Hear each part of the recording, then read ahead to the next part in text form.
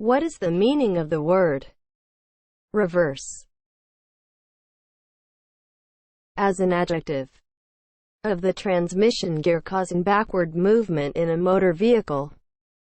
Examples of use in reverse gear. As a noun, a relation of direct opposition. The gears by which the motion of a machine can be reversed. An unfortunate happening that hinders or impedes.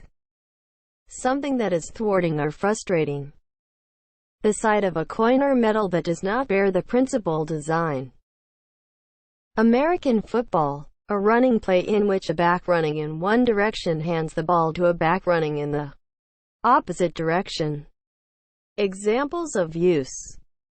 We thought Sue was older than Bill, but just the reverse was true.